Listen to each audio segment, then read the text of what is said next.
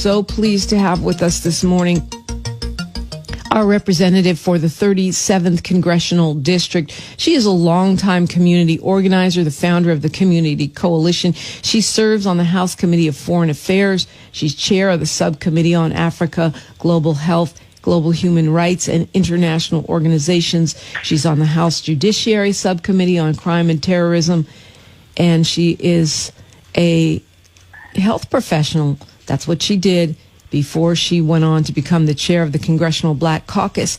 And our Congresswoman Karen Bass. Good morning. Good morning. Good morning, Dominique and the Front Page family. Is that the impeachment squared greeting? You sound a little buoyant this morning, Congresswoman Bass. Yes, absolutely. It is just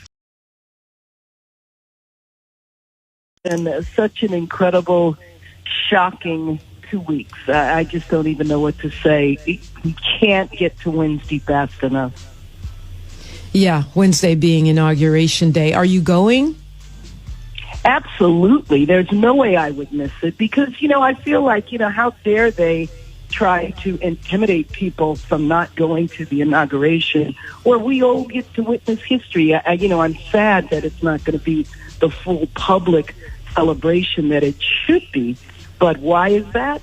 Because of the way he mismanaged COVID and the fact that it's still raging, and our country could have had this under control long ago.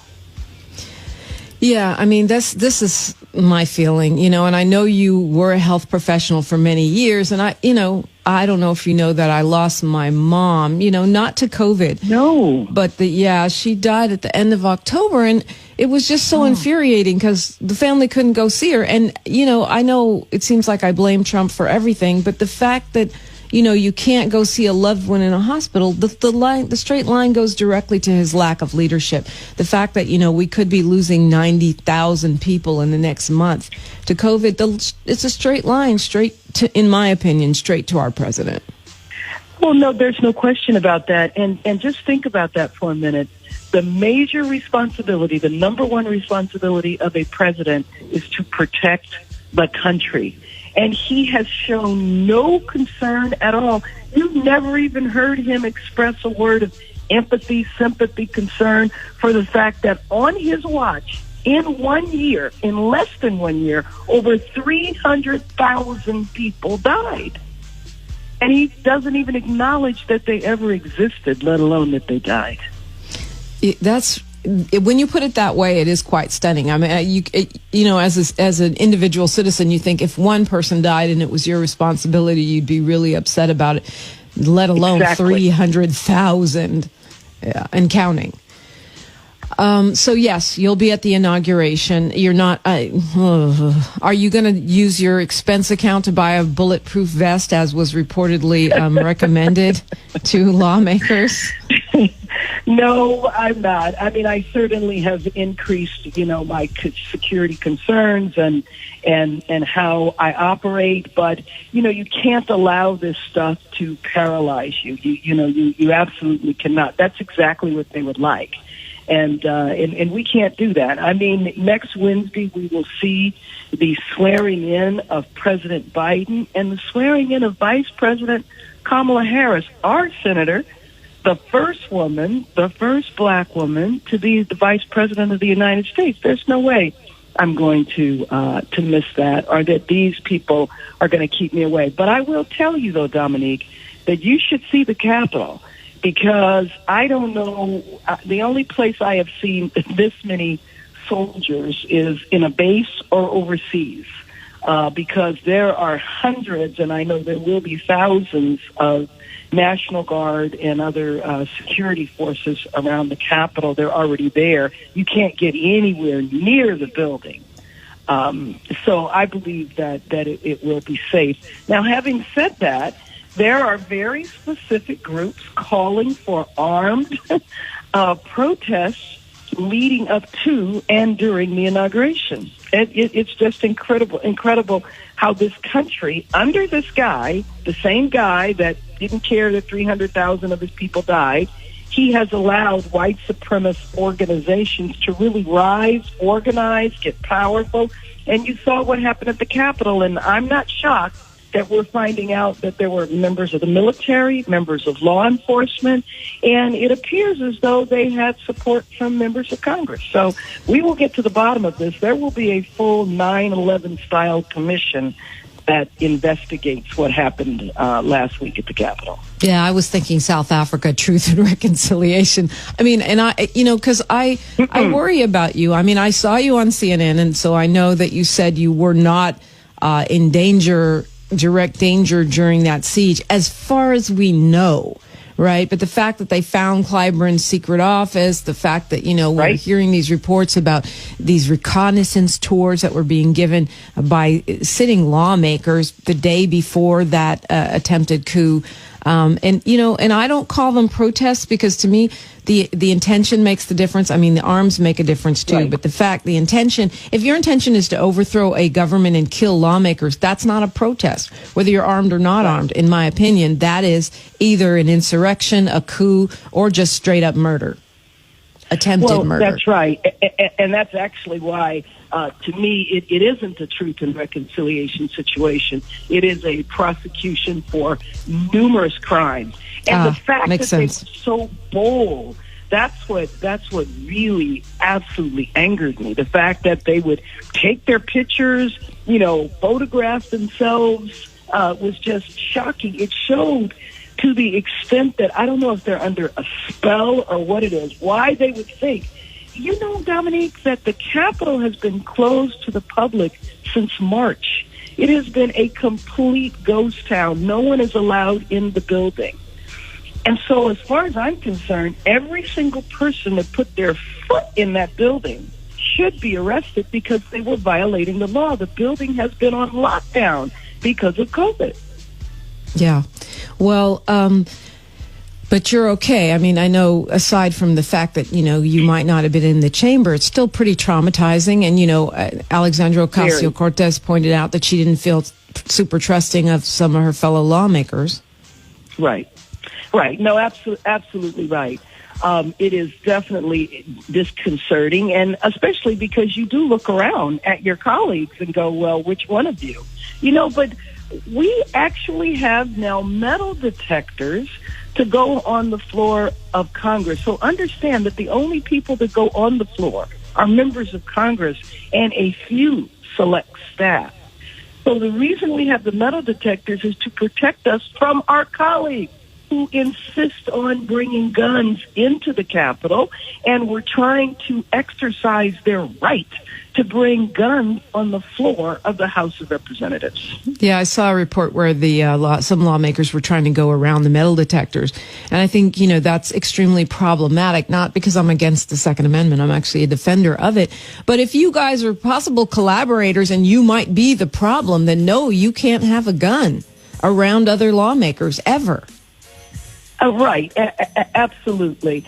And but Pelosi, Speaker Pelosi took care of that. She said any lawmaker that goes around the metal detector will be fined $5,000. So you can be sure that no one is going to do that again, because they're not going to want the public shaming, to be arrested, or to be fined $5,000. And when we talk about this idea of an actual coup, right? Because if you think about it, those insurrectionists, their goal was to stop the certification of Biden's win and to stop him from becoming president, which is pretty much the definition of a coup. You want to change the outcome of an election. And so how do we know for sure? I saw that extraordinary statement put forth by the military saying that they're going to support Biden as president, which is kind of scary that they had to do that. How do we know for sure that, we don't have enough members of the military and law enforcement so that when there's another round or 3 or 4 of this, that they wouldn't succeed? Well, I'll tell you, one of the things that was scary I should say, because it's still taking place, is the fact that a few weeks ago, a couple of months ago, Trump fired some of the top people in the military. Right. And so the question then was, who's minding the store? But I think that this is a real issue that we can't ignore. Some of my colleagues that have military backgrounds or veterans, especially members of the Congressional Black Caucus, have pointed out that there is white supremacists that intentionally join the military for the training. And they're embedded there. And I think it's something that the military has to look at. And we always have known that this has been an issue in law enforcement. But, the same people that are out there talking about Blue Lives Matter killed a police officer. Yeah. They were police officers in the building attacking Capitol Police. I mean, I don't know how you can get any more absurd than that. Yeah. So, and I keep telling people community is part of the antidote to fear here, because we had an African-American woman beaten up in downtown LA, or, threatened, her life threatened in downtown LA. I know they're not coming over here to South LA, but it still gives you pause. And I don't want us to walk around like just all freaked out and scared all the time, but, mindful, yes. I think mindful is absolutely right, and it's my understanding that there were a couple of African-American women that were beat downtown at the rally. And one thing that your listeners should be aware of is that they intend to continue this, and they're doing it throughout the United States. And so they're calling for protests on the 16th, as well as next week leading up to and on Inauguration Day. So I think people should just be aware. Yeah, just pay attention. And I think this idea of, knowing your neighbors, knowing who's, who belongs on your block, and kind of having block clubs or whatever, that is good. It can't hurt anything. Right. Absolutely right. That's right. So impeachment happened a second time ever in history. The second time for Trump, the first time ever for any president to be impeached twice. He will serve out his term, I guess, because McConnell's saying he won't call back the Senate until the 19th. So what do you think happens from there? Well, first of all, I wish McConnell would do that, have a trial and kick him out, because any day, every day that he is there, he is absolutely a danger to all of us. Having said that, when President Biden takes over on Wednesday, Chuck Schumer also takes over in the Senate. The sad thing about last Wednesday was it overshadowed Tuesday night. What happened in Georgia, a fundamental change in the South. 2 new senators, one African-American, the other one Jewish, coming out of Georgia. That was huge, and that kicks the majority over to the Democrats. And so people need to understand it's not just that we won the majority, it is an entirely change in power. So George Floyd, justice and policing, the Voting Rights Act, all of the legislation that we've been working on, now we could actually put on President Biden's desk. And so a trial will take place. It will take place after Trump leaves, but understand it's still critically important, because we have to make sure that this man, number one, never, ever runs for public office again. We have to make sure he doesn't have access to the nation's secrets, as ex-presidents do. We have to strip him of any of the benefits that he would get as a former president.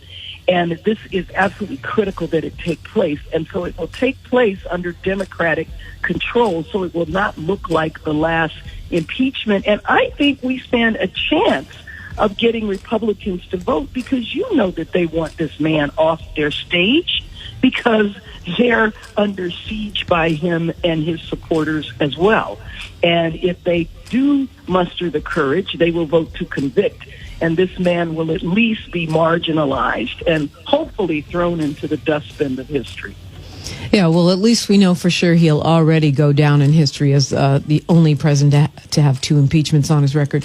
But it's interesting how handy that Senate control is already showing itself to be basically day one of the Biden administration. Exactly. It's unfortunate that the new Senate will have to deal with this, but it's just very important that we turn the page on this chapter in our history. I do have to say, though, that the Biden administration and the cabinet secretaries, I fear for what they will find when they get the keys to their offices. It's no telling the damage that this man has done. And not only will he go down in history as the only president impeached twice, he is going to go down in history as the most corrupt president, as running a criminal syndicate, which is the Trump family, and stealing from the government treasury. And I believe that the investigations are probably going to have to go on for a long time just to just to diagnose the damage that's been done and to repair it. Wow. Yeah, I think that's accurate. We saw reports that a member of the Proud Boys had actually threatened to kill Senator-elect Raphael Warnock on Parler, this guy, Edward Floria. It makes me, of course, angry and sad that what are we looking at? Are we looking at a country now where we're going to see right-wing white supremacist violence as a thing, in the coming years? Well, one thing that I'm hopeful about, too, is that when the Biden administration gets in and we have a new attorney general and we actually have a Justice Department that works for the country as opposed to the leadership of that Justice Department that was forced to work for the president, that we will be able to crack down on it. But I'm still concerned, Dominique, because, and I was talking to the new Attorney General last week. I raised this issue. I was also talking to the FBI, and I raised the issue. They still have documents where they have white supremacists and black identity extremists on the same page. And there is just no way you can make a comparison. The black Hebrew Israelites that you see on the corner sometimes, they have them listed as a black extremist violent group.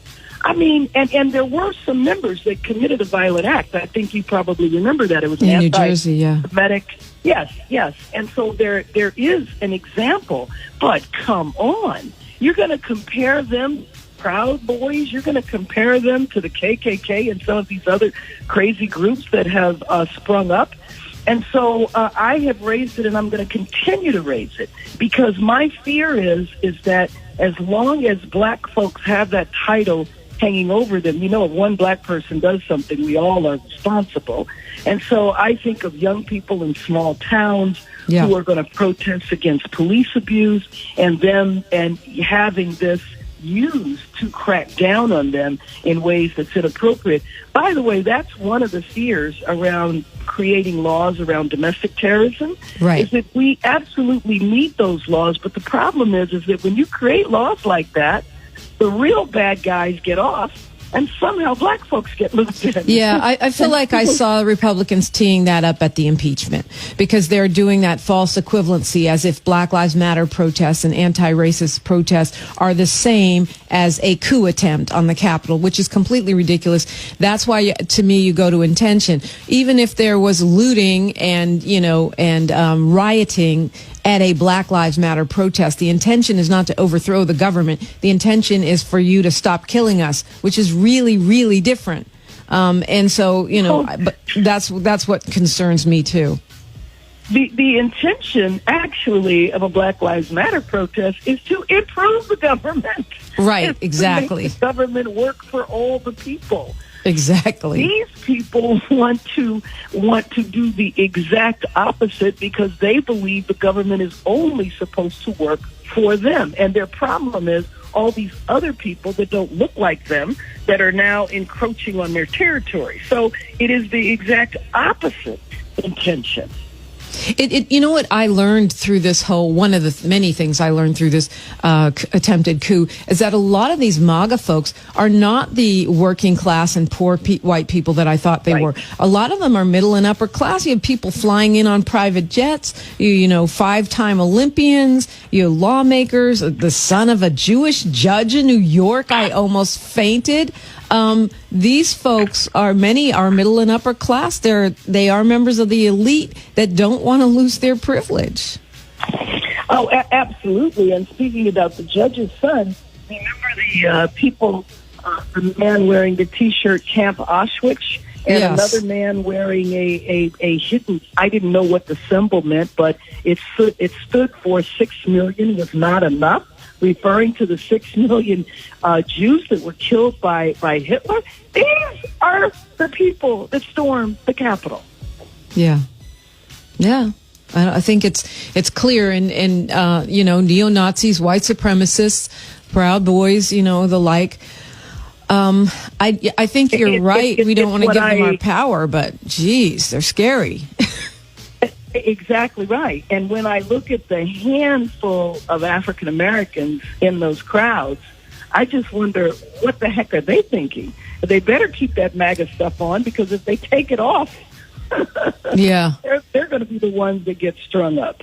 Well, clearly, I mean, the video of that officer, that black officer, being, chased by a mob up the stairs was, gave me flashbacks to lynchings that I don't think I was actually alive for, but in my DNA somewhere. And then when I found out he was leading them away from the Senate, and that there are now calls for this guy to get a medal, that was an interesting perspective on a crazy scene.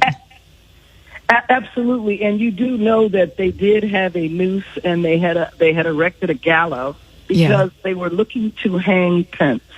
Why were they looking to hang Pence? Because Pence actually had a little strength in his spine and said he was going to follow the Constitution and he was not going to follow dear leader Trump.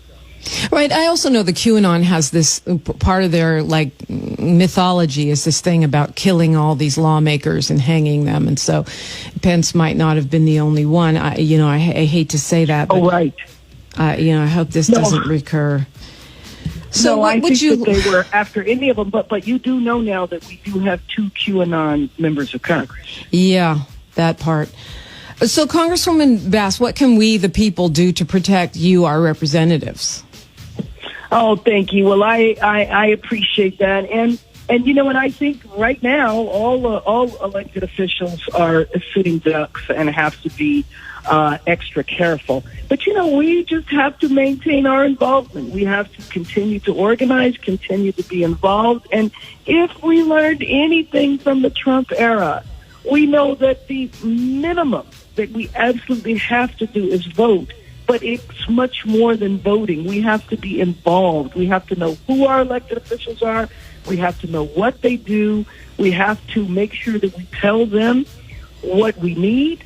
We push when we need them to go in a particular direction, but we have to see that we cannot just turn our government over to people to get elected. We have to stay involved. We have to make sure that this nightmare never, ever takes place again. Yes. So speaking of nightmares, this is not a good segue, but we are in the middle of a pandemic. And, we're going to be talking after we speak to you this morning with one of our leading black scientists, Dr. Paula Hammond, who's an advisor, a scientific advisor to the Biden administration, and she's on the board of Moderna. Wonderful. And so, but still, there's a lot of fear, and there's a lot of rumors, and there's a lot of kind of mixed messaging coming around, particularly, I think, in our community about the pandemic. At the same time, we're being slammed by it. What would you say to black folks right now about coronavirus? Well, first of all, I do believe that change is coming, that when President Biden takes over, he's actually going to lead the country, and that the first item on his agenda is the virus. But we need to deploy all of our resources to make sure that everyone can get vaccinated, to make sure that there is testing, that there's contact tracing, and that there's early aggressive intervention. And so what I would say to people is, please don't be afraid of the vaccine. I took my second shot. And by the way, I was concerned about it as well, and I wasn't going to take it right away because I thought that the whole research was pushed by Trump. I was afraid of him intervening with the scientists, and I was afraid it was rushed. What I didn't realize, and I know your scientist is going to get into this, is that research for viruses have been underway for many, many years, and COVID-19 is a cousin of the other ones that had been researched. When I understood that, and when I realized that the scientists had kept their head down, they weren't speaking, but they also were not being manipulated by Trump, then I rushed to get it. And I've had my second dose, and the only problem I've had both times is my arm is sore, just like any time you have any other shot. But we cannot use the past to make us as vulnerable as is happening now. Now, one of the things that has happened in the Trump administration that we have to correct, we know that this has disproportionately impacted our community, but we don't know to what extent, because the Trump administration did not want to gather the data, and they didn't want to disaggregate the data, meaning they didn't want to look at it by different ethnic groups. And so the data is very unreliable.